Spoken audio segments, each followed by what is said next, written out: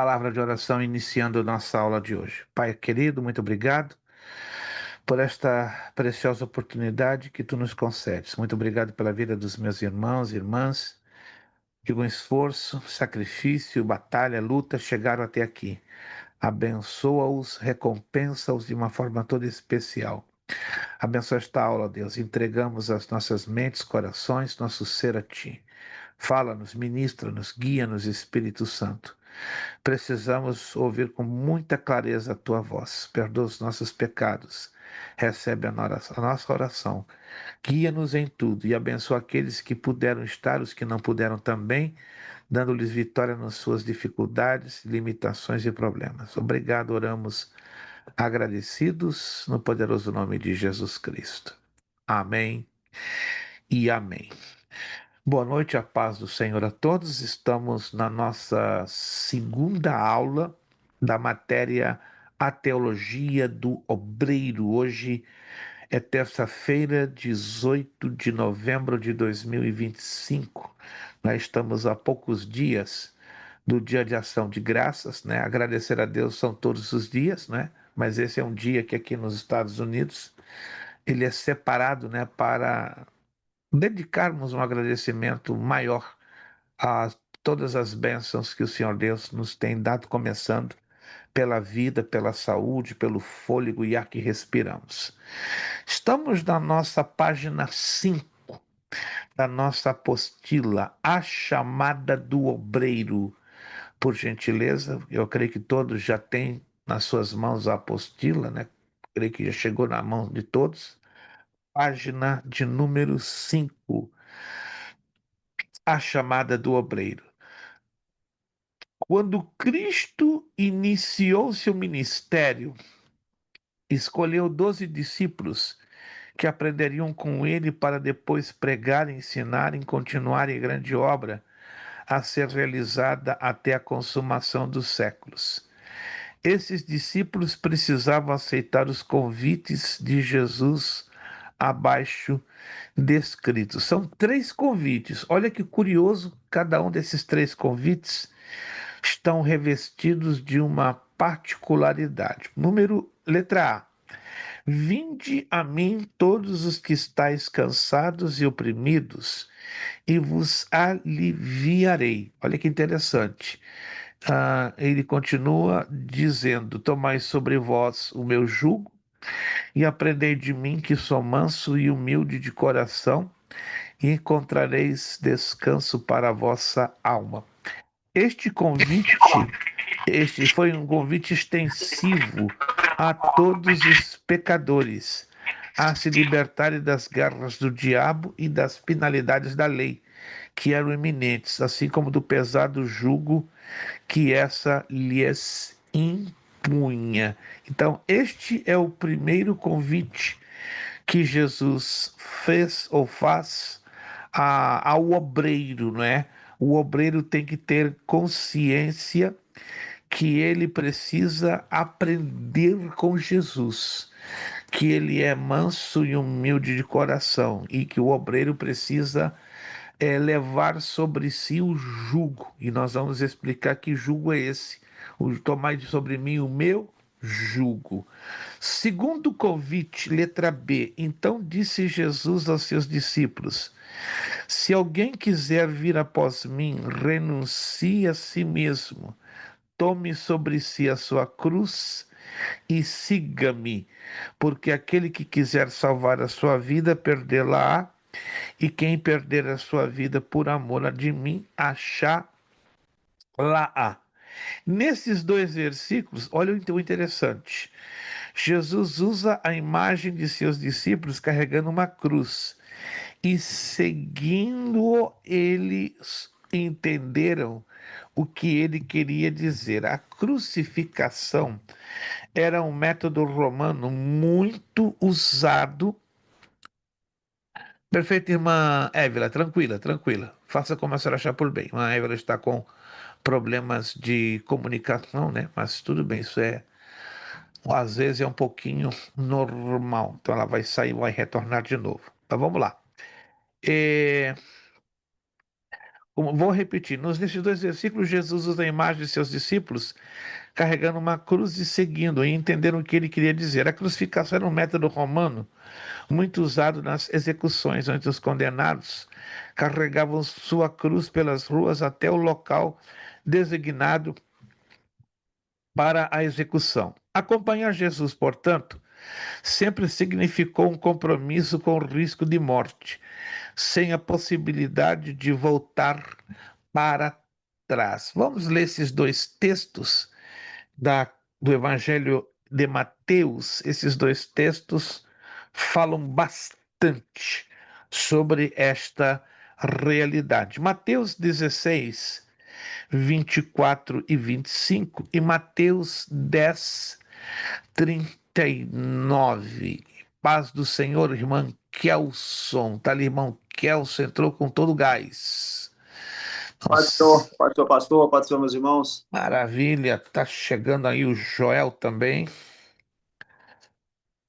Graças a Deus. Perfeito.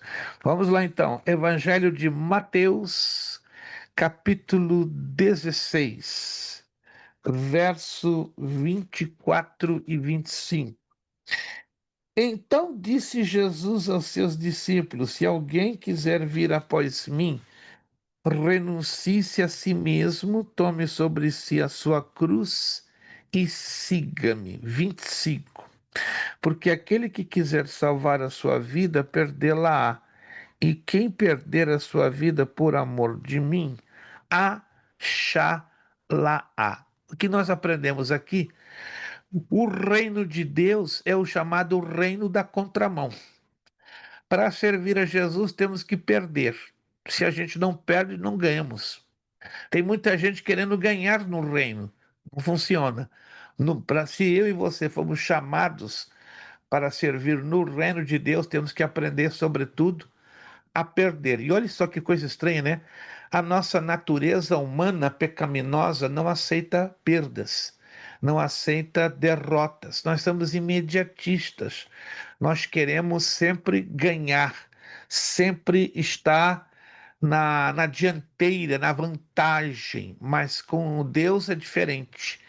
Temos que, na maioria das vezes, perdermos, sermos até humilhados e envergonhados, para depois sermos exaltados, né? Esse é o preço do chamado discipulado, porque também é a forma como o obreiro ele é testado, né? O obreiro que tem chamada, ele é testado, na verdade, ele é purificado, ele é trabalhado para servir a Deus com excelência. Mateus 10:39. Também o Senhor Jesus nos ensina algo muito forte nesse texto de Mateus 10:39.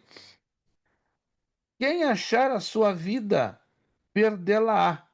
E quem perder a sua vida por amor de mim, achá-la-á. Ninguém quer perder a sua vida. Ninguém quer perder oportunidades.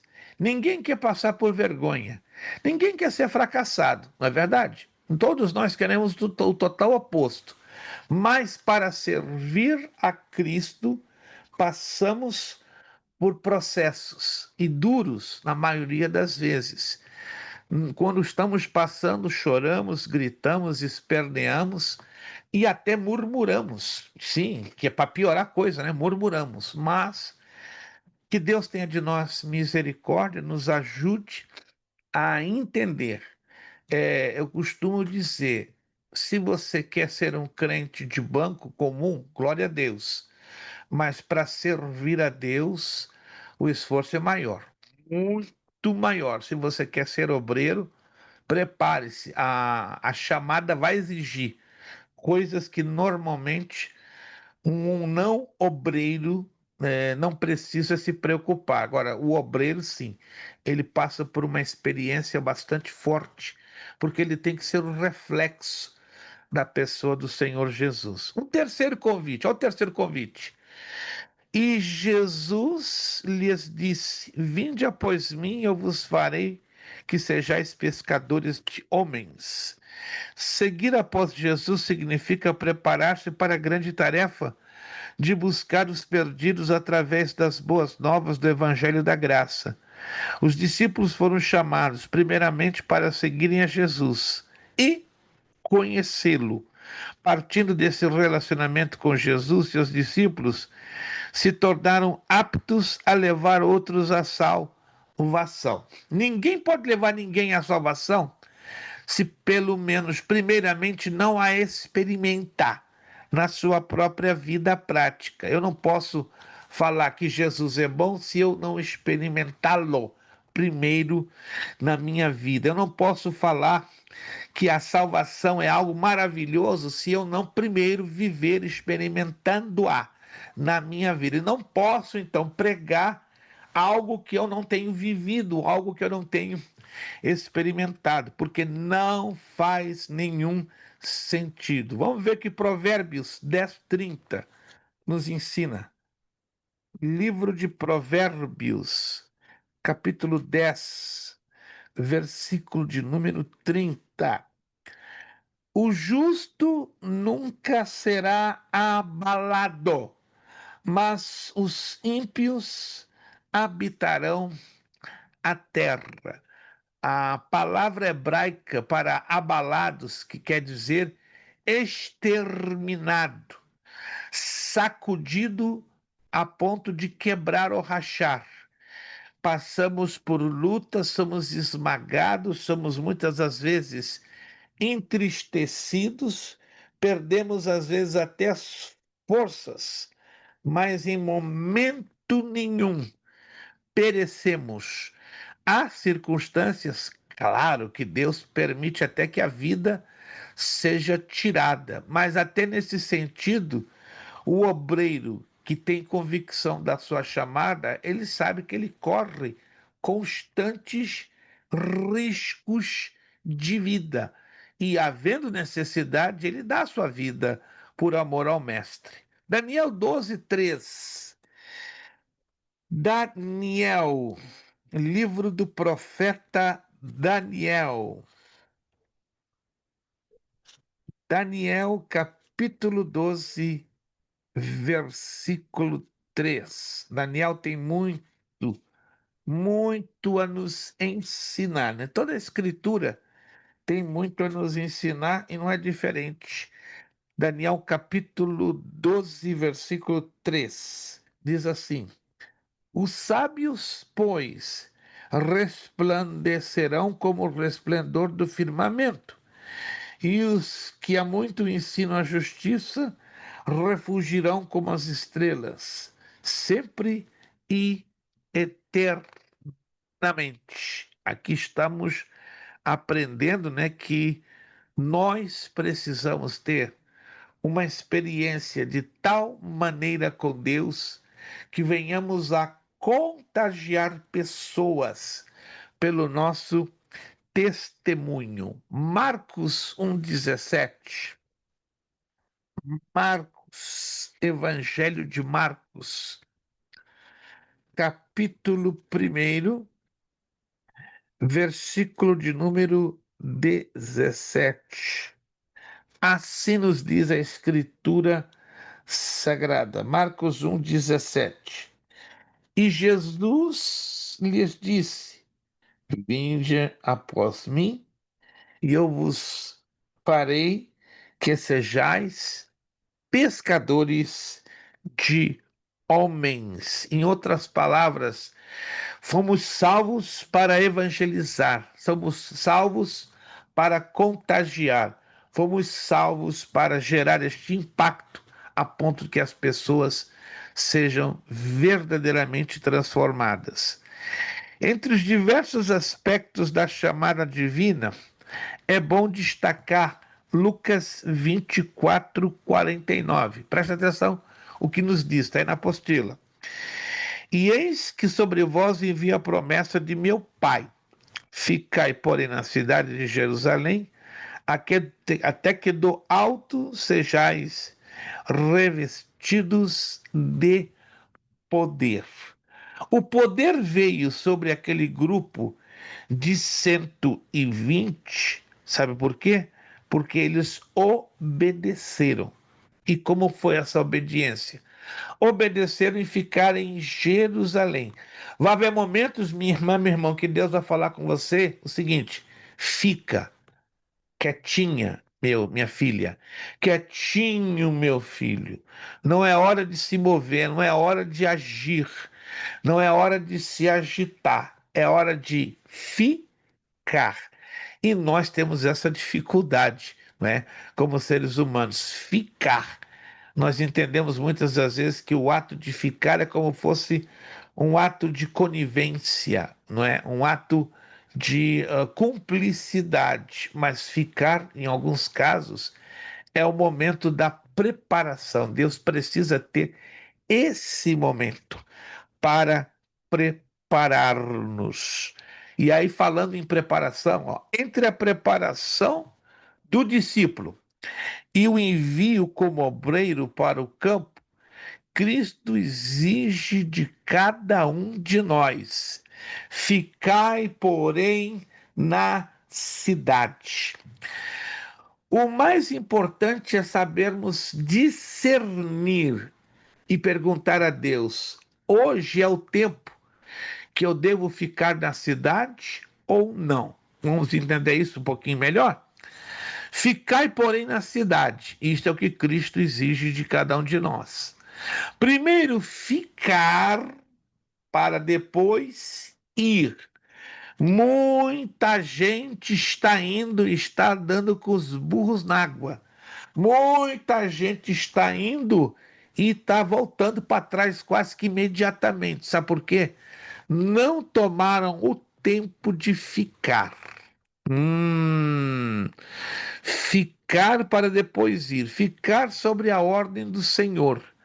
É tão sublime quanto partir sob orientação e bênção do mesmo Senhor.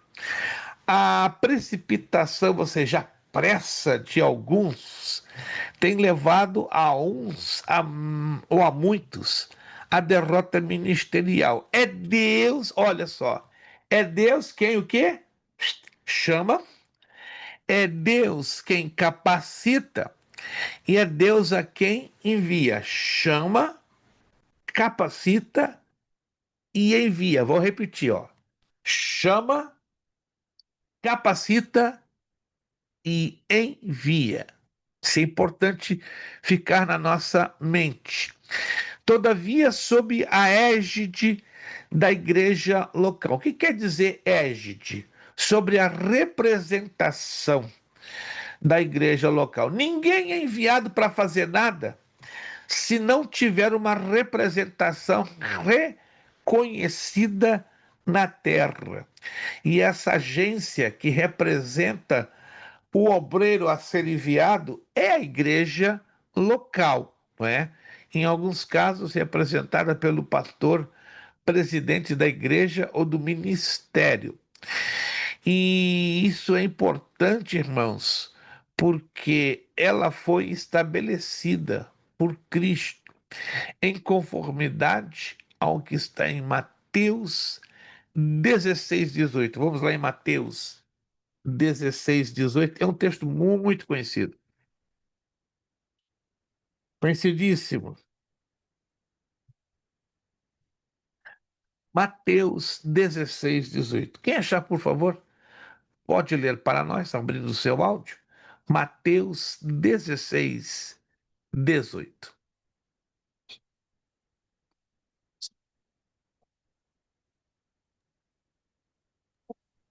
Pois também eu te digo que tu és Pedro, e sobre esta pedra edificarei a minha igreja, e as portas do inferno não prevalecerão contra ela. Muito obrigado, irmão Ailson. Isso quer dizer que quando se deve ficar, não é menos perigoso do que ficar quando se deve ir. Lembremos-nos que Davi ficou em Jerusalém quando devia estar com seus soldados lutando contra os filhos de Amon. E como resultado disso, pecou gravemente contra Deus, ou seja, a sua mente vazia, estava ali passeando no terraço da sua casa, Ele devia estar no campo de batalha com seus soldados e o que ele visualiza acidentalmente? Uma mulher nua, uma mulher se banhando ali no terraço. E agora? Como é que fica a situação de Davi? Era para ele estar ali? Então ele estava na hora errada, no lugar errado e no momento errado. E daí ele pecou gravemente contra Deus. Ahimaás é outro exemplo. Ó, camarada, se você ler a história dele, ele queria correr à frente de um outro que estaria supostamente levando uma mensagem para o rei. Mas diz a escritura que Ahimaás, ó, pernas para que te quero. Aí quando chega diante do rei, o rei pergunta: que mensagem tu tens para mim? E em Maás, com a cara mais lavada, nenhuma. Ele só queria ter o prazer de ir na frente do mensageiro. E às vezes vamos encontrar obreiros, entre aspas, na casa de Deus que querem estar na frente de todos, porém vazios de um conteúdo necessário para que Deus os use. Como já falei, Ahimaás partiu quando devia ter ficado. E o resultado disso foi que, quando chegou ao seu destino, descobriu que não tinha mensagem alguma. Ou seja, foi uma vergonha para ele mesmo. Pedro, observe isso aqui, estava entre os mais de 500 que o viram. Ficai, porém, na cidade. Não estava entre os aproximadamente 380 que não ficaram, mas entre os 120 que atentaram para a ordem do grande mestre. E ficou, olha só, interessante, e consequentemente recebeu o batismo no Espírito Santo. E após esse dia, não era mais o Pedro de outrora. Como é que era o Pedro de outrora? Precipitado, nervoso, entrando. O que vinha na sua cabeça, ele falava, não media as suas palavras e não media as suas atitudes. Ele era 100% sanguíneo. Deixou de sê-lo? Não. Agora era um sanguíneo temperado pelo poder do Espírito Santo na sua vida. A exemplo de nosso Senhor Jesus Cristo, nenhum de nós deveria assumir um ministério de maiores proporções, até que tivesse uma especial visitação do Espírito Santo. Tem obreiros que estão querendo abraçar os pés pelas mãos, estão querendo nome, crescimento a todo e a qualquer custo, mas não é assim. Deus dá o crescimento? Dá. Deus dá o avanço, que eu tenho certeza que os irmãos estão buscando? Deus dá.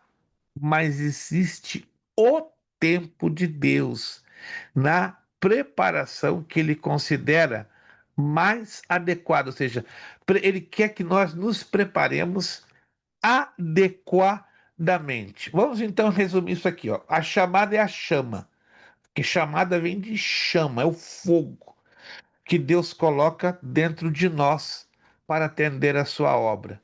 Mas a chamada sem a preparação não tem efeito, não tem valor nenhum. E outra coisa, tem que ter o discernimento do tempo. Tem pessoas que ficam anos, anos e nada acontece, porque naquele período de espera há uma preparação. Esse ponto que é necessário todo obreiro discerni-lo. Tem que ter a visão necessária para saber a hora certa. Olha só, exemplo do nosso Senhor Jesus Cristo.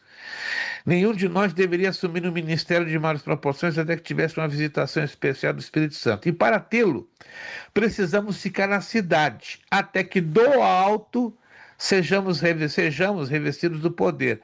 Havendo os discípulos ficado na cidade, Significa, eles ficaram ociosos quando ficaram na cidade? Não. Eles se prepararam na palavra, se prepararam na oração, se prepararam na comunhão, se prepararam no jejum, se prepararam no servir uns aos outros e na obediência. Uma igreja que segue este segmento orientado pela própria Bíblia só tem a ganhar, só tem a que triunfar, só tem que vencer no poderoso nome de Jesus Cristo. E para tê-la, olha só, precisamos ficar na cidade. O que é a cidade? A nossa igreja local. Temos que ficar na cidade. E isto também significa preparo na palavra, preparo na oração, preparo na comunhão, preparo no jejum, no servir uns aos outros, na obediência. Veio então, depois de todo esse processo obedecido, sobre eles o Espírito Santo, capacitando-os a sair como testemunhas de Cristo em Jerusalém, Samaria, Judéia e até os confins da terra. Vamos aqui fazer algumas perguntinhas para refrescar a memória dos irmãos. O apóstolo Paulo teve vários discípulos, vários. A Bíblia, na carta aos Romanos, pelo menos dá uma boa lista de quantos discípulos Paulo chegou a ter. Porém, Paulo teve uma visita um pouco curiosa. Um determinado jovem se apresenta a ele, deixando bem claro: quero te seguir, quero te acompanhar, quero aprender contigo. Até aí tudo bem. Só que houve um compromisso que Paulo havia deixado bem claro: eu preciso de você no dia daquele compromisso. Espero que você esteja lá para nós fecharmos o acordo de começarmos um trabalho juntos. Você como discípulo e eu como mentor. Acontece que este indivíduo não apareceu no dia marcado, no horário marcado. Paulo então ficou frustradíssimo com esta pessoa. E quando ela voltou a um reencontro com Paulo, foi muito claro: você ainda não está no jeito. Ou seja, você não está ainda preparado, porque você falhou em atender o meu convite que eu fiz lá atrás. Quem foi este candidato a ser discípulo de Paulo que não começou? Ao contrário, ele foi rejeitado por causa de uma atitude que teve para com o apóstolo. Alguém se lembra de quem foi esse personagem? Ele não foi aceito de começo, de João início. Marcos. João Marcos. Excelente, André. João Marcos. Aí nós estudamos as epístolas de Paulo e vamos descobrir que 14 anos depois, aproximadamente, Paulo, quando escreve a carta à igreja em Colossos, diz: traz-me João Marcos. Agora, olha interessante, agora ele me é útil. Uau! Mas naquele momento ele deu uma atitude, vamos dizer assim, uma mancada. E em cima dessa mancada, Paulo chegou à conclusão: não está preparado ainda. Se eu mantê-lo como aluno, mesmo como aluno, ele vai me dar dor de cabeça. Então, ele tem que tomar um tempo para se conscientizar da sua necessidade de preparação.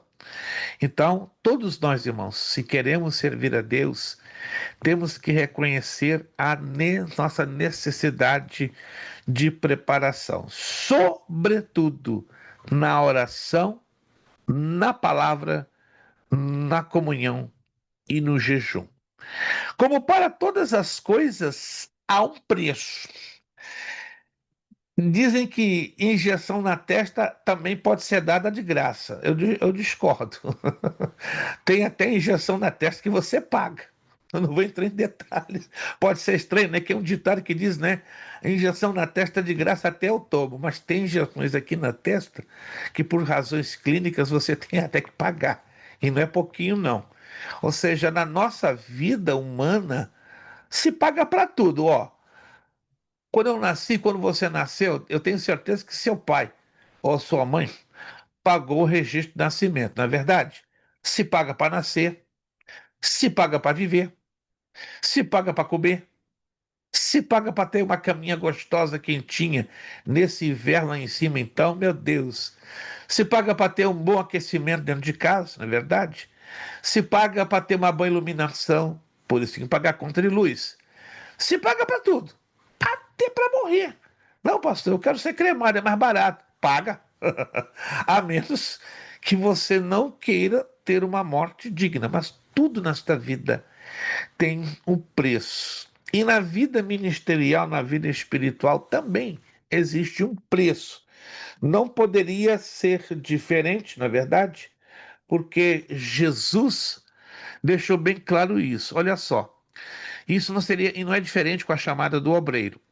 Enquanto o preço da nossa salvação é o sangue de Jesus, o da chamada do obreiro é após o efeito do sangue de Jesus, ou seja, fica na cidade, adquirindo experiências na higiene dos toaletes da igreja, nos serviços braçais, na oração, na escola bíblica dominical, nos cultos de doutrina e no aprendizado, servindo na Santa Ceia e na comunhão com abnegação, humildade e compreensão, ajudando o seu pastor em tudo que lhe for atribuído, começando como membro, cooperador, diácono, presbítero, evangelista e pastor. Alguém me perguntou, pastor, se uma pessoa tem uma chamada, é 100% necessária ou necessário que ele passe por essa escadinha?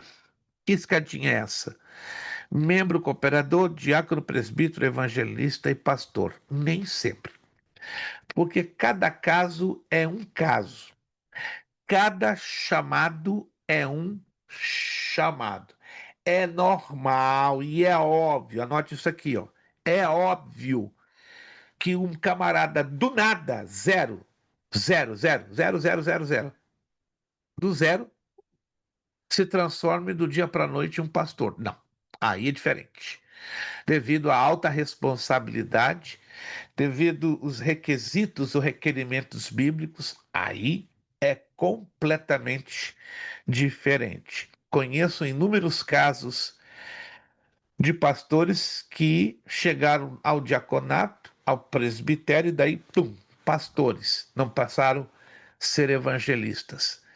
Na igreja batista é normal, muito normal, os diáconos, depois de um tempo de estudo, alcançarem a serem pastores. Essa é uma coisa curiosa, né?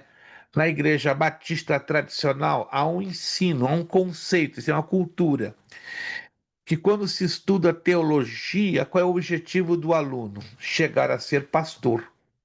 E isso é muito estranho. Não bate com várias abordagens bíblicas, que deixa bem claro que temos que nos preparar, sim, temos que estudar, sim, temos que buscar conhecimento, sim, temos que experimentar e vivenciar esse conhecimento, sim. Mas em nenhum lugar da Escritura diz que para você se tornar um ministro do Evangelho, você necessário e obrigatoriamente dependerá só de um instituto bíblico, de um curso de teologia. Isso, à luz da Bíblia, não procede. A preparação teológica é um grande apoio, uma grande alavancada, sem dúvida nenhuma. Mas e se não tiver a chamada? Hoje temos púlpitos e púlpitos de igreja de homens de Deus com uma preparação teológica, acadêmica, a mil por hora. Mas e a chamada? O problema é a chamada. Tem chamada? E tem casos do contrário. Pessoas que estão queimando com a chamada aqui dentro, mas ainda não obtiveram a oportunidade da preparação. E algumas têm a grande dificuldade de entender quanto tempo me resta para a preparação. Os batistas tradicionais, verdade, irmão Ailson, não tem presbíteros. Essa é uma grande verdade. O irmão Ailson está fazendo uma observação. Os batistas pentecostais têm, mas os tradicionais não. A mesma coisa ou algo parecido com os presbiterianos. Os presbiterianos só têm diáconos, presbíteros e pastores. Não tem evangelistas. Outra coisa muito chamativa. Vai muito da organização, não é? Hierárquica de cada igreja, né? Existe a coisa que é chamada de cultura denominacional. Cada igreja tem a sua cultura denominacional baseada numa história, certo? E nem todas as culturas denominacionais estão 100% encaixadas dentro das Sagradas Escrituras. Por isso, cabe que estudemos com muito cuidado para que nós não sejamos, digamos, como julgando. Não, a minha igreja tem esta cultura, mas a outra igreja não tem, então tem algo errado. Não. Temos que analisar se essas culturas estão encaixadas dentro da Sagrada Escritura. Se está encaixado, vão existir variações, não é?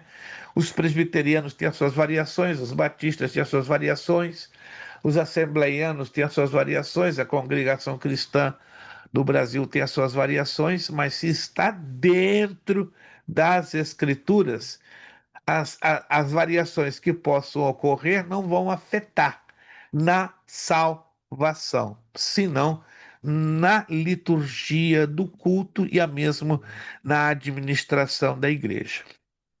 Vamos conhecer, ó, interessante aqui, ó, último parágrafo. É comum se ver hoje pastores sem rebanho.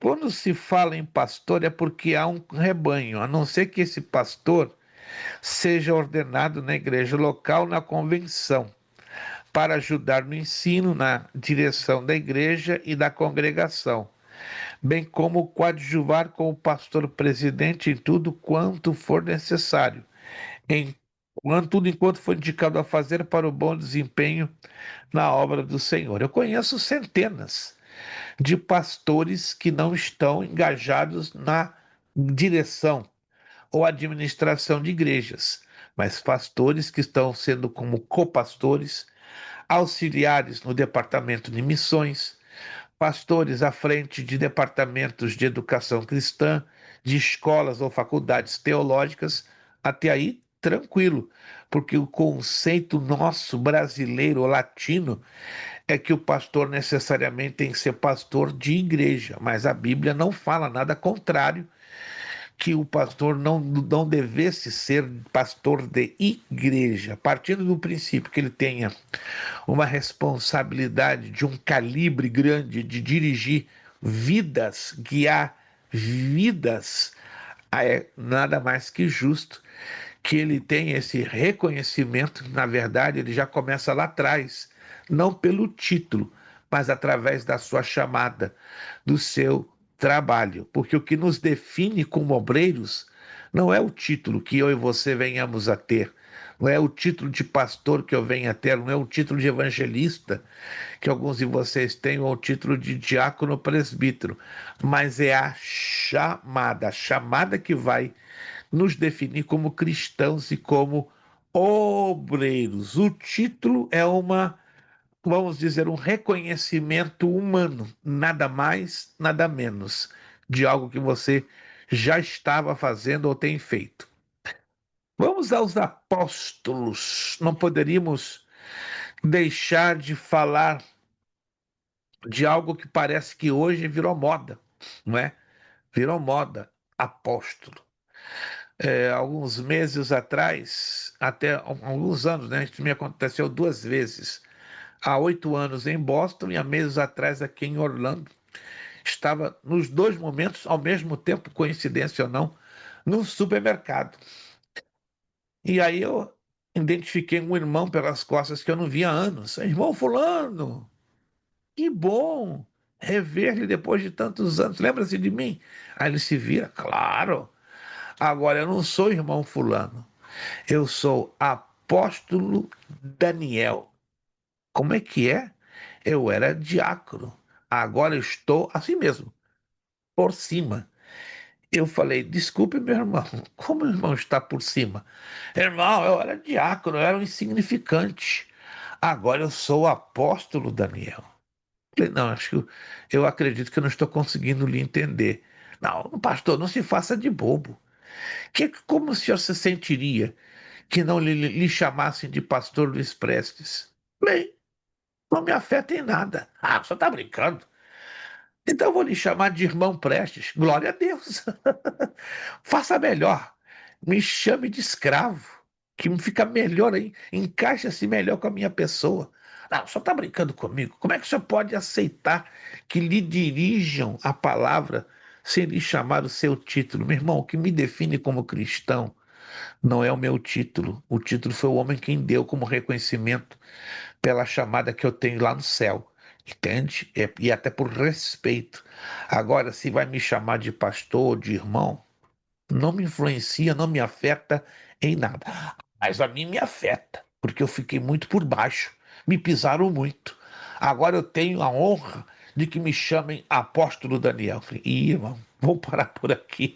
Se a gente entrar nesse assunto, vai dar problema, o irmão vai se ofender, entende? Então, o irmão, não se ofenda que eu lhe chamo de irmão Prestes. Não, em nada. Me chama de escravo, eu fico mais contente. Escravo Prestes. Entra de acordo com a palavra grega servo, que é doulos em grego. Ok? Como é que é? Como é o nome da palavra? Ih, irmão, deixa quieto. Ele nem tem um curso básico em teologia, né? Tentou 2 vezes, servo de Deus, mas não crê muito que a teologia vai dar preparação ministerial, né? Isso já me aconteceu 2 vezes. Irmãos, eu sei que tem pessoas que fazem questão, apóstolo Ailson, querubim Kelson, patriarca André Santana.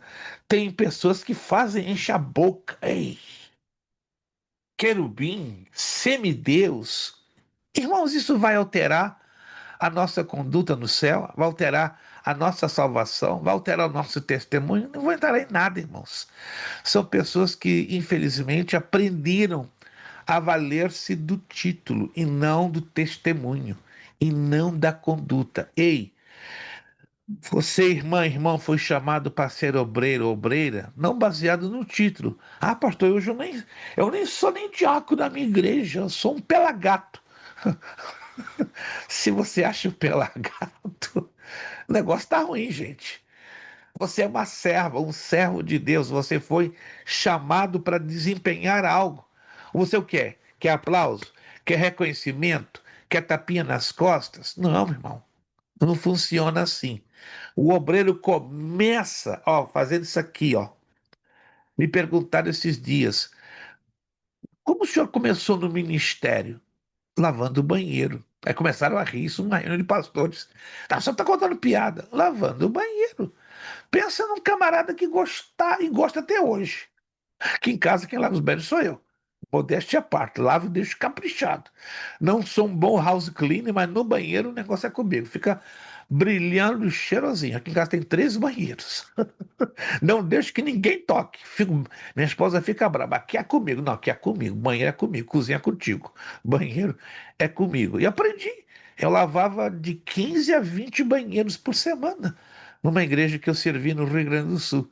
E o pessoal me chamava, tá lá o homem com a cabeça no vaso. Nunca me importei, pelo contrário, amava lavar banheiro. Amava varrer a igreja, amava a cuidar até da cozinha quando me davam a oportunidade.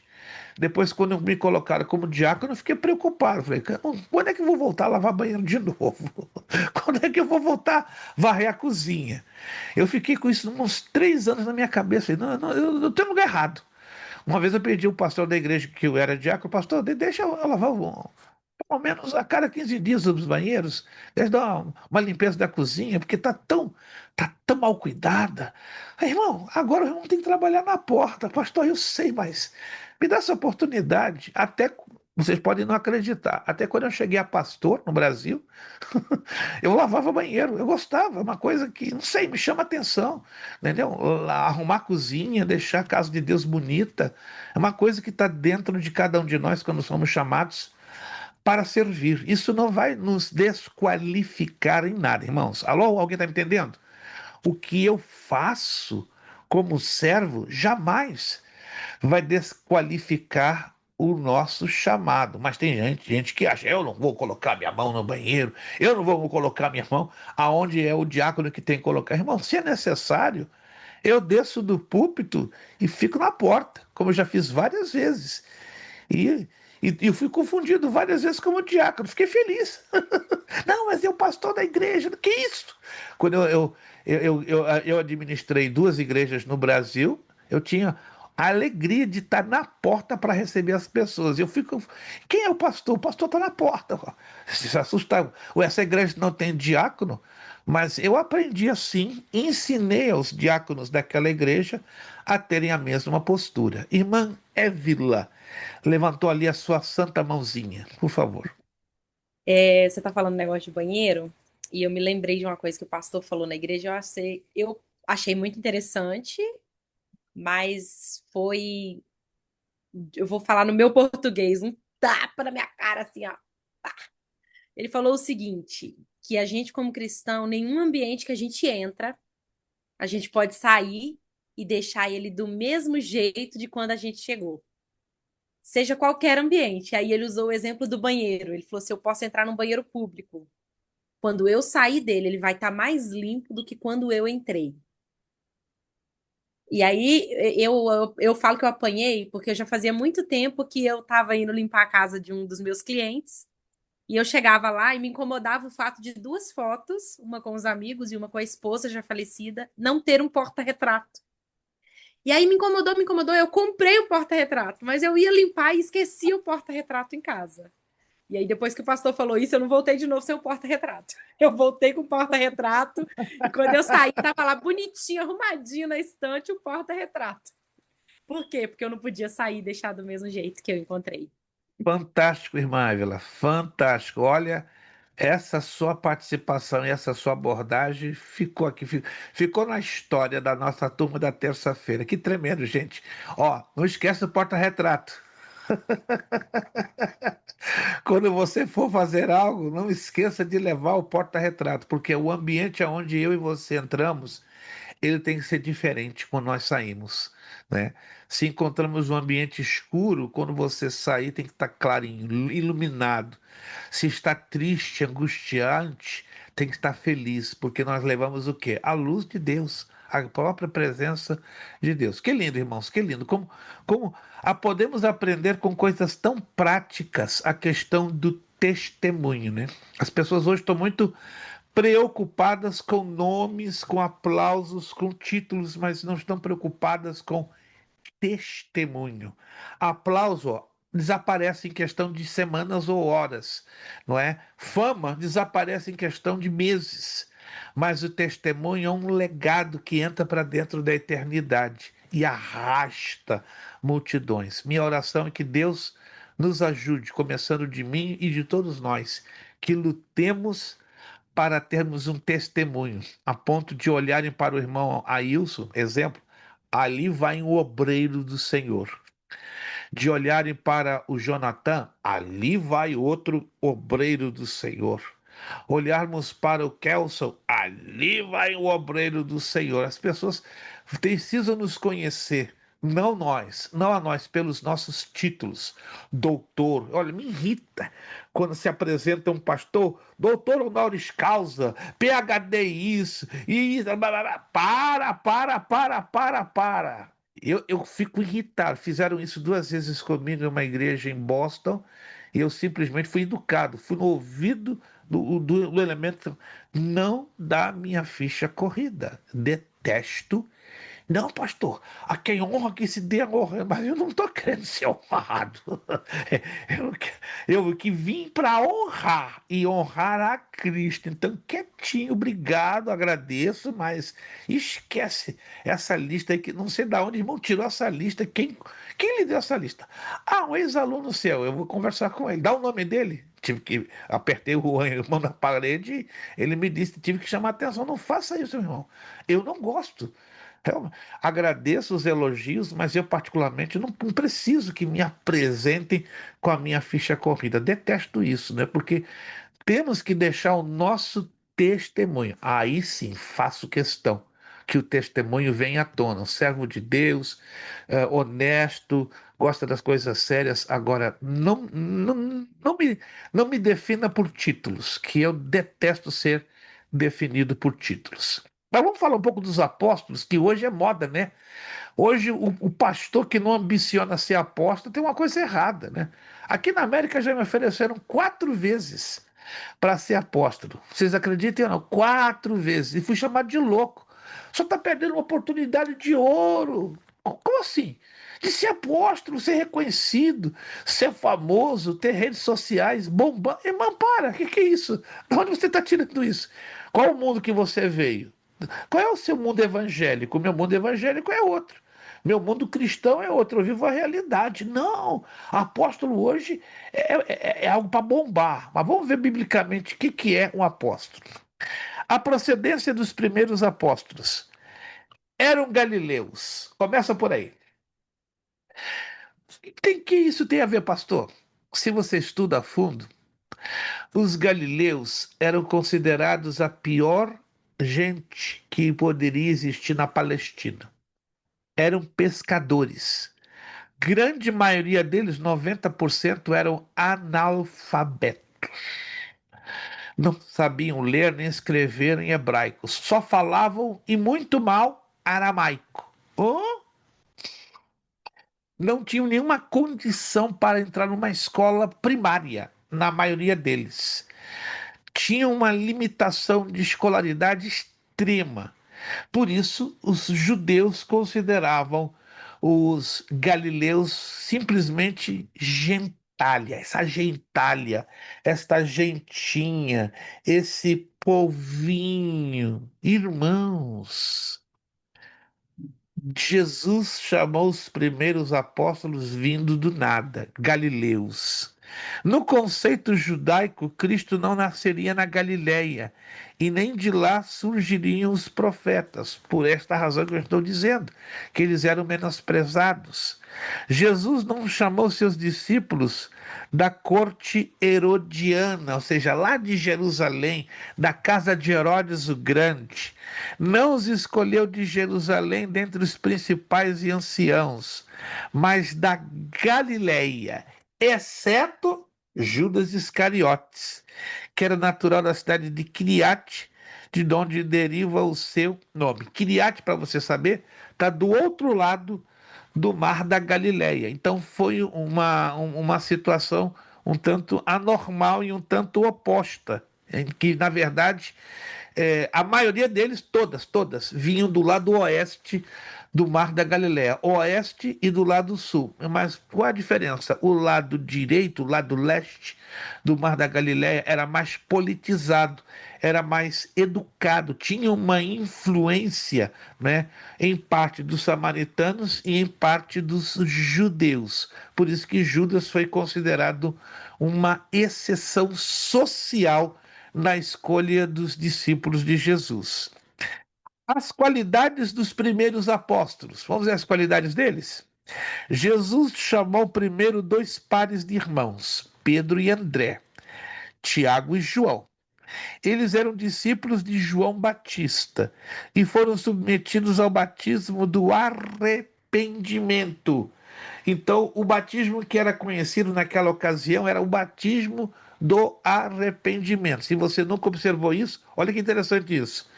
Os mais dispostos a seguir a Jesus aceitaram de bom grado as regras da nova vida de fé. Além disso, compunham 2 famílias estruturadas que trabalhavam juntas. Isso era muito comum naquela época, né? Famílias trabalhando como, por exemplo, como uma corporação de pescadores, uma corporação de carpinteiros, não é? Uma corporação de construtores civis. Isso era super comum dentro da cultura judaica, muito comum. Exerciam eles uma profissão modesta. Eram pescadores, na sua grande maioria. Cristo não despreza o homem por exercer uma profissão humilde. Quem estiver pronto a trabalhar e aprender será útil à causa do Mestre. Virando a página, olha lá. A essência da chamada. Alguém pode me definir com uma palavra só o significado da palavrinha essência? Vamos lá. Uma palavrinha definindo essência. Pode abrir o áudio. Que você entende por essência? Exemplo, a essência do Ailson, do Ailson e do Alisson são muito Pureza, parecidas. pastor. Repita? Pureza. Não. A pureza pode ser da essência, mas a essência não é pureza. Pastor, por exemplo, o que está em nós é uma essência, que é o Espírito Santo. Correto, é o conteúdo, natureza, como nos coloca ali nossa irmã Eva. Perfeito. Então anote aí, essência é o conteúdo, é a natureza, é o teor. Então, toda chamada, ela tem uma natureza, ela tem um conteúdo que precisa ser considerado. Se eu e você não consideramos a essência da chamada, então não temos chamada. Temos um emocionalismo passageiro e barato, mas não temos uma genuína chamada da parte de Deus. Olha lá. Todas as palavras de Jesus eram plenas de objetividade. Como podemos constatar lendo atentamente cada frase de Marcos 1,17. Olha o que diz, é uma frase curtinha. Para quem, antes que eu me esqueça, são 9h20. 9h40 paramos a aula e aí começamos a segunda chamada da prova de mordomia. Perfeito? Então, anotem aí. 9h40, quem não fez a prova de mordomia, a segunda chamada, paramos para fazer a segunda chamada. Quem fez, simplesmente vai ser despedido, fazemos uma oração, despedimos, aí você pode se retirar com tranquilidade. Mas aqueles que ainda não fizeram, pedimos, por favor. Temos hoje alguns alunos que de forma extraordinária não poderão ainda fazer, e aí não vou ter outro jeito, senão ter uma outra nova data para que não sejam prejudicados. Mas vamos lá, rapidinho para fechar aqui. Todas as palavras de Jesus eram plenas de objetividade, como podemos constatar lendo atentamente a frase de Mateus 1,17. Vinde a mim e eu vos farei pescadores de homens. Três fatos importantes compõem o chamado de Cristo. A.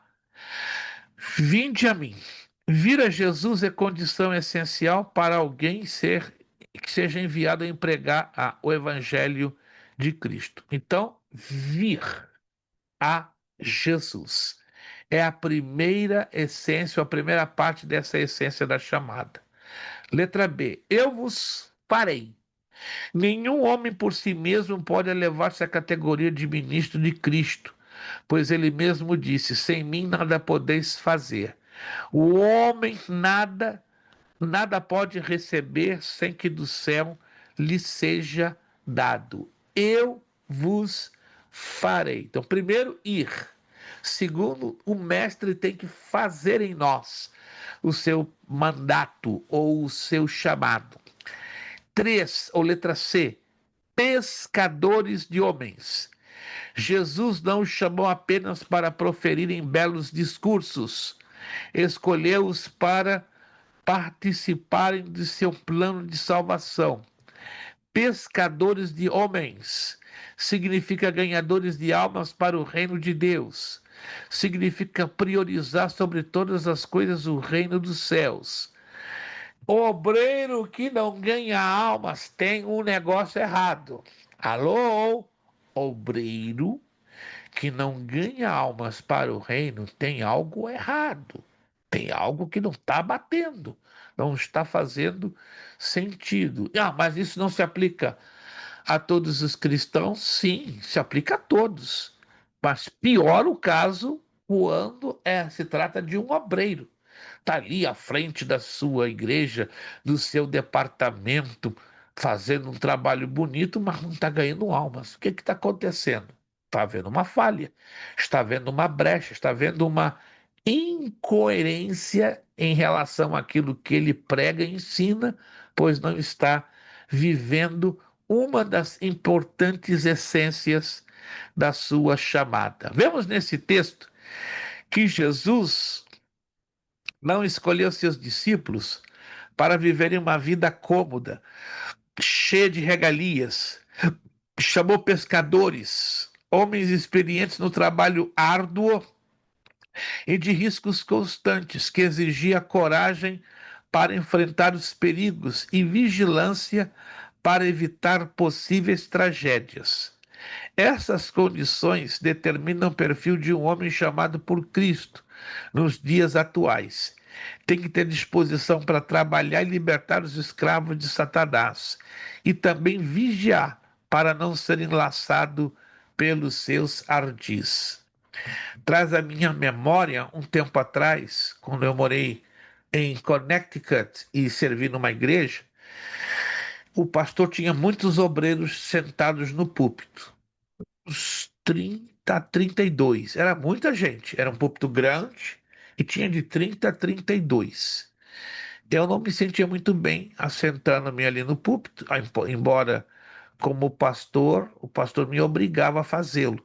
Eu ia meio contra a vontade. Até que um dia, num belo dia, duas pessoas, um casal de obreiros, acredite você ou não, se endemoniaram, um diácono e uma diaconisa. Os obreiros do púlpito foram os primeiros a saírem fora. O pastor ficou numa situação difícil, porque não estava contando com nenhum obreiro para repreender os endemoniados. Eles já estavam na entrada, numa parte entre o púlpito da igreja e uma porta lateral, uma entrada lateral, estavam já trazendo medo, terror, já tinham sido chamados, o pastor gritando, os obreiros, por favor, me ajudem. Ó, já estavam tudo. E uns diziam abertamente: nunca lidei com libertação, nunca expulsei demônio, tô fora, tô fora, tô fora. E alguns dizendo assim: não, não quero que revele a minha vida. Olha só, não quero que revele a minha vida.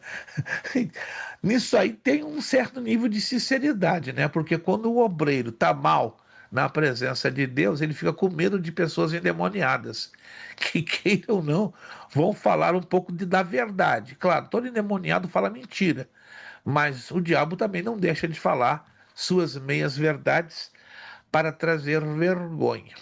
Resumindo o assunto, quem trouxe a libertação a esse casal de obreiros, né, um diácono e uma diaconisa?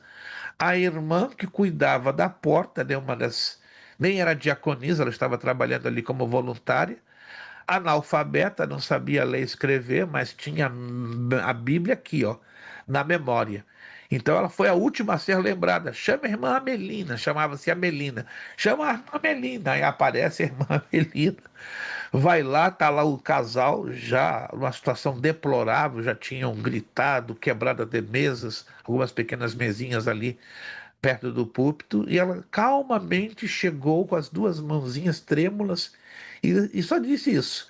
Em o nome de Jesus de Nazaré, aquieta-se, saia deles. O casal caiu para trás, ficaram desacordados uns 5 minutos, pensando que tinham morrido. Daqui a pouco ela quietinha, não toque ninguém, não toque ninguém, vamos esperar. Jesus está trabalhando. E ficaram tremendo como tivessem tido um tipo de espasmo epilético. Daqui a pouco ela, na autoridade de Deus, toma na mão da irmãzinha e do irmão e se levantam os dois. E pergunta: o que aconteceu? Falei: agora vocês vão ter que confessar. A irmãzinha falando: o pacto que vocês fizeram. O resto da história eu desconheço. Aonde, o que eu aprendi nisso, irmãos?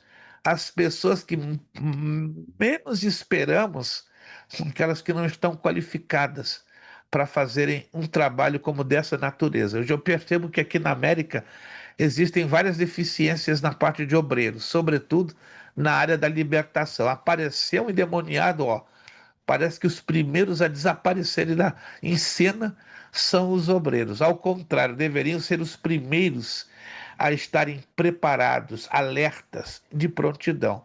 Por que isso não acontece? São vários fatores que eu aqui não vou entrar nos detalhes. É a questão da prontidão, né? A prontidão dos apóstolos. Sem pensar em honrarias e sem temer dificuldades, eles deixaram suas redes de pescar e prontamente se dedicaram ao labor de pregar o evangelho, que é o poder de Deus para a salvação de todo aquele que crê. Romanos 1,16. Aliás, a igreja nasceu quando ninguém tinha de que se orgulhar. O ministério é motivo de orgulho e não serve para honrar comodistas, atraídos por interesses próprios. Sua única finalidade é promover o reino de Deus entre os pescadores. Neste caso, o eu desaparece, assim como o ponto de vista, a razão e o legalismo radical. Jesus não veio senão aos perdidos, miseráveis e destituídos da graça de Deus. Ele veio às pessoas que se encontravam fora da sociedade sem condições para reintegrar-se à mesma. Assim como a mulher samaritana, cananeia, os desprezíveis publicanos, os leprosos, etc. A prontidão do obreiro, além de empenhar-se inteiramente à obra do mestre, constitui-se também em atentar para a necessidade que o pecador tem de Deus, isto é, atentar para a necessidade do pecador antes de atentar para suas faltas. É normal do ser humano primeiro procurar os erros, ao invés de procurar as suas necessidades. Vou terminar aqui nesta página, a natureza da chamada, e vou fechar aqui no 4.1. Então, o 4.2 nós vamos ver a partir da próxima aula, tá? Então, 4.2, vamos na próxima aula, dia 25 de novembro, permitindo o Senhor nosso Deus, e porque temos que corrigir, né, um grupinho de exercícios antes de partir para a prova. A natureza da chamada. Então nós falamos da essência. A essência é constituída pelo vinde a mim, eu vos farei e pescadores de homens. Já a natureza da chamada. Só vou iniciar porque hoje não vai dar tempo para fazermos a conclusão. A chamada de Cristo para o trabalho pode ser de natureza comum ou específica. A chamada de natureza comum. A igreja é o corpo de Cristo, composto de muitos membros, e todos devem contribuir para o seu desenvolvimento e edificação mediante o testemunho, o conselho e a oração. Para cada crente, o mestre preparou um trabalho certo quando o resgatou. Todos nós temos uma chamada comum, não é verdade? E essa chamada comum fala do quê? Que fomos chamados para edificar, fomos chamados para dar um testemunho de vida, um testemunho que possa impactar as vidas, fomos chamados para ser conselheiros e fomos chamados para ter uma vida de oração. Mas tem a chamada de natureza específica. Além da participação de todos, existem ministérios específicos para os quais há homens chamados por Deus. Eu vou falar isso melhor na próxima aula. Cada um de nós temos uma chamada específica, uns para músicos, outros para pregadores, outros para ensinadores, outros para bons administradores das coisas de Deus. Cada um tem um ministério específico. E o importante é sabermos qual é a minha chamada específica, qual é o meu ministério específico. Tem gente que está há 30 anos na igreja e ainda está perdidinho com respeito à sua chamada de natureza específica. Paramos por aqui, vamos aos exercícios. Lá nas 10 questõezinhas e lá no finalzinho, que é o bloco único. Assinale com C para definir a alternativa certa e é para a alternativa errada. Todos lá na última página? Isso, na última página da apostila, só vamos corrigir do número 1 até o número 10, nada mais. Aí na próxima aula, nós já pegamos a, a continuação, assinale com um X a única alternativa correta, que são 6 questões, e o responda. Coluna A com coluna B deixamos para outra aula, mas na próxima aula, já adianto, nós vamos corrigir as 6 questões da assinale com X para afirmar a única alternativa correta e aí entramos com o responda. Vamos lá. Número 1. O obreiro não deve se preocupar em evitar a linguagem própria do seu ofício. Essa declaração, ela é certa ou errada? Errado. Erradíssima. Ele deve se preocupar. Então, número 1, errada. O obreiro deve ter cuidado com o gesto, certo ou errado? Certo. Certíssimo. As duas palavras-chave do relacionamento social de todo obreiro é obrigado e faça. Certo ou errado? Errado. Certo. As duas palavras-chave, atenção aqui, do relacionamento social de todo obreiro é obrigado, faça. Isso é importante. Isso é a ética do obreiro. Então, 3, certíssimo. 4. Quando o obreiro se referir a um colega de ministério, não há necessidade de que ele o faça com respeito. Certo ou errado? Errado. Errado. Errado. Sim, ele deve sempre fazê-lo com respeito. Número 5. O obreiro deve e pode agir de forma ditatorial. Certo ou errado? Errado. Errado. Nunca deve ter essa atitude. Número 6. O obreiro deve única e tão somente avaliar o perfil de liderança de seus liderados ou subalternos se ela está enquadrada no modelo bíblico. Certo ou errado? Certo. Alguém pestanejou. Eu acho que tá certo, tá não, pastor? Mas agora eu tô lendo aqui, para mim tá errado. Tô em dúvida. Vou Eu acho que repetir a agora tá frase. errado. Preste atenção, a frase. O obreiro deve única e tão somente avaliar o perfil de liderança de seus liderados ou subalternos, se ela está enquadrada no modelo bíblico. Esta declaração é certa ou errada? Agora eu tô vendo que para mim tá errado, pastor. Certo, É. porque se está dentro do modelo bíblico. Se não estiver, aí seria errado. Mas no momento que eu agrego esta frase, se ela está enquadrada no modelo bíblico, aí é correto. Mas se a frase parasse aqui, entenderam? Sem essa última parte, aí estaria errado. Mas Eu pelo até fato que marquei certo, mas o que me confundiu Eu foi então, também. deve única e tão somente. eu fiz É o isso para jeito da driblar a moda. mente de vocês, Eu para marquei ver certo aqui, mas mas aí eu queria saber aonde estava o foco de vocês, em que parte da frase. E parece que vocês só ficaram com o foco nas duas palavrinhas. Deve tão somente. Esquecendo que a última é uma chave, não? Se ela está enquadrada no meio bíblico. Oh, se não tivesse essa frase, aí seria errado, 100% errado. Mas como está, se está enquadrado, ou seja, se está de acordo com o que a Bíblia ensina, aí a frase se torna correta. Oh, toda frase tem que ser analisada de ponta a ponta para verificar se dá ou não sentido correto ou errado. Número 7. Então, número 6 correto. Número 7.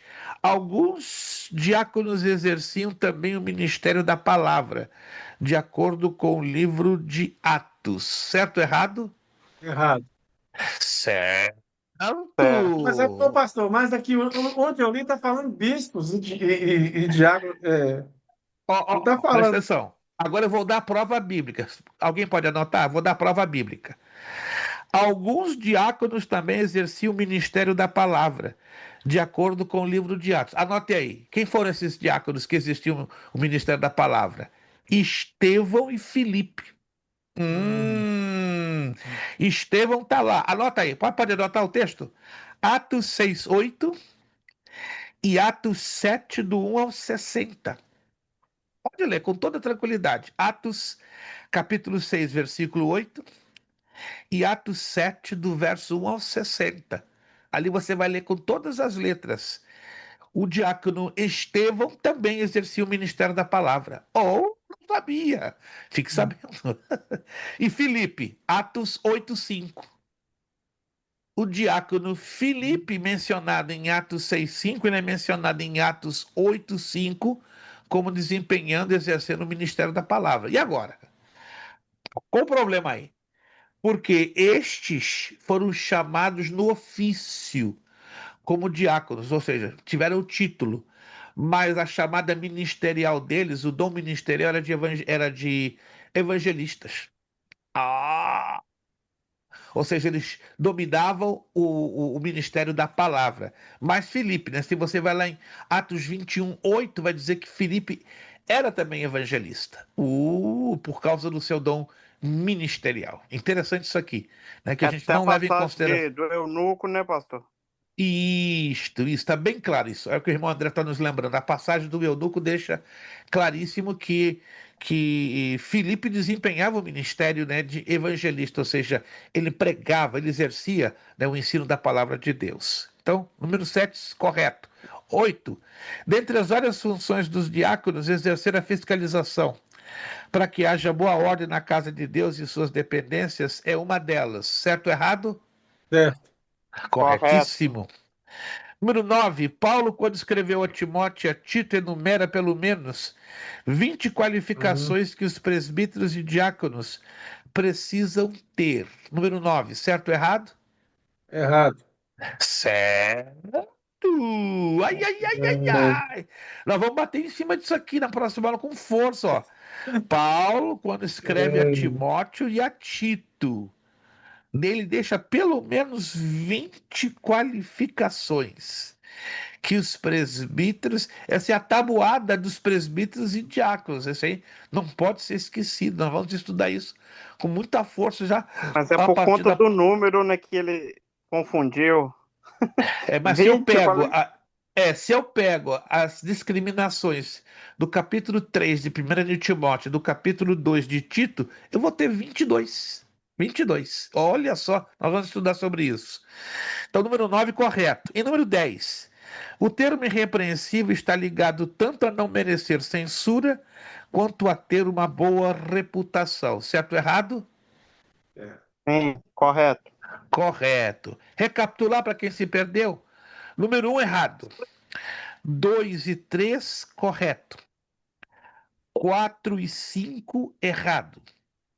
6, 7, 8, 9 e 10, correto. Anotado?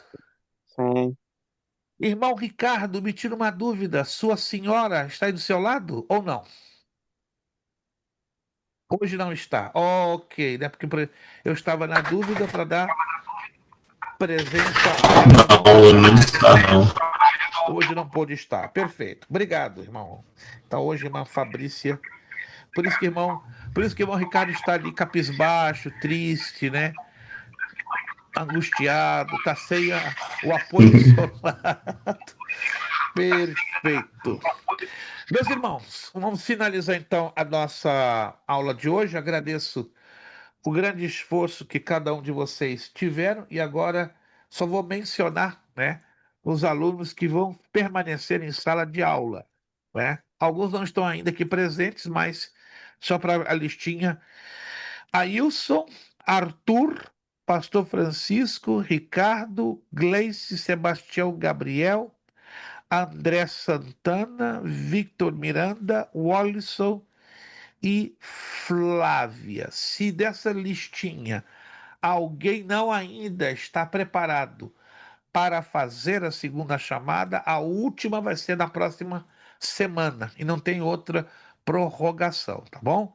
Vamos então orar ao Senhor nosso Deus, agradecer-lhe e no momento que eu terminar a oração, eu já paro a gravação e aí já vamos deixar os irmãos à vontade em se retirarem, só vão ficar na tela os que eu acabei de mencionar os nomes: Ailson, Arthur, Pastor Francisco, Ricardo, Gleice, Sebastião, Gabriel, André Santana, Victor Miranda, Wallison e Flávio. Alguns aqui não estão presentes ainda, né? Vamos fazer contato com eles para saber o Pastor, que é. Sim, senhora. eu creio que eu já fiz na primeira chamada. Concordo com a senhora, porque eu estou aqui virando a página e acabei de ver o check. Foi uma falha Ok. nossa. Obrigado, irmã Flávia. Ainda bem. Senão a senhora vai ter uma nova filha de novo. Eu não quero que a senhora, por enquanto, por causa de uma nova prova, a senhora gere uma nova criança. Obrigada, Gente, pastor. não, agradeço. Eu fui virar a página agora, no que a senhora falou, parece que o vento aqui, o vento do Espírito virou a página e mostrou direitinho. Amém. Vamos agradecer ao Senhor nosso Deus. Vamos pedir o irmão Ailson, que vai estar nos agradecendo pela aula de hoje, e imediatamente a oração do pastor. Pastor, eu só estou profetizando. Pastor Ailson. E ele tem porte, gente. Ele Eu tô tem posse, porte, né? pastor. Pior que o irmão tem porte, com todo respeito. É, Não se assuste se Papai do Céu lhe chamar para o pastorado aí na frente, né? Deus trabalhando em coisas assim que o irmão não espera e não imagina, mas Deus tem o seu tempo e a sua hora, né? Eu fugi 4 anos em não aceitar o pastorado, mas que o Espírito Santo, acima de tudo, fale aos corações, né? Muita gente corre atrás, eu quero ser pastor, eu quero ser presbítero, mas não está sabendo do peso de responsabilidade que é. É um negócio. Já estou há 40 anos e só falo com Deus. Só estou de pé pela tua graça e pela tua misericórdia. Irmão Ailson, então, estará nos fazendo esta oração de despedida. Depois passamos ao nosso lema e aí fechamos. E aí só os que forem fazer a segunda chamada permanecem e os demais já fiquem à vontade para se retirarem. Irmão Ailson, orando e agradecendo a Deus. Oremos então. Santo Deus, eterno Pai, muito obrigado, a Deus, por este momento, Pai, que passamos aqui, ó Deus, aprendendo um pouco mais da Tua palavra, meu Deus. Que o Senhor abra os nossos corações, ó Deus, abra o nosso entendimento, ó Deus, para aprender um pouco mais a cada dia, meu Deus. Que o Espírito Santo do Senhor, ó Deus, vai nos revelando a Tua palavra, Deus querido, e que nós possamos, ó Deus, não só aprender, mas colocar em prática aquilo que aprendemos, ó Pai Santo. Que o Senhor continue abençoando o Teu servo, ó Deus, pastor Luiz Prestes, ó Deus. Continua usando o teu filho, ó Deus, capacitando ele, ó Pai, Aleluia. nesse ministério, ó Deus querido, de ensino, ó Senhor Deus. Que não pare por aqui, meu Deus, que o Senhor dê aí teu servo saúde, ó Pai. Vai fortalecendo ele a cada dia, ó Deus. E a nós, ó Deus, que o Senhor nos dê maturidade, ó Pai, para entender, ó Pai, e obedecer, ó Pai, aquilo que o Senhor quer para Aleluia. nossas vidas, ó Deus. Dá-nos uma noite de paz, ó Pai, uma noite de descanso, que as mãos do Senhor estejam sobre as nossas casas, ó Pai, sobre a nossa família, guardando, ó Pai, livrando de todo mal. É o que nós te pedimos em nome de Jesus. Amém. Amém, amém. Nosso lema para fechar tudo: seriedade, Seriedade, compromisso, compromisso, Compromisso, disciplina. disciplina, disciplina, Seriedade, seriedade, seriedade, compromisso, compromisso, compromisso, disciplina. disciplina, disciplina, Seriedade, seriedade, seriedade, compromisso e compromisso, compromisso, disciplina. disciplina. disciplina. É necessário que É ele necessário que Necessário cresça que ele e ele cresça que cresça eu e que eu e eu diminua. diminua. diminua. É É necessário que É necessário ele que ele cresça necessário cresça que e ele que e eu eu cresça e que eu diminua. diminua. É diminua. É necessário necessário É que que ele ele cresça necessário cresça que e que cresça eu e e que eu eu diminua. diminua. E a diminua. Deus damos o quê? A honra, a glória A e o glória poder. e Ó, o poder. beijão para vocês que estão indo embora. Outro beijo para vocês que ficam para a segunda chamada da prova. Muito obrigado. Deus os abençoe. Vejo vocês dia 25 de novembro, próxima terça. Só os que vão fazer a prova que permaneçam aqui, por favor. Muito obrigado. A paz do Senhor a todos.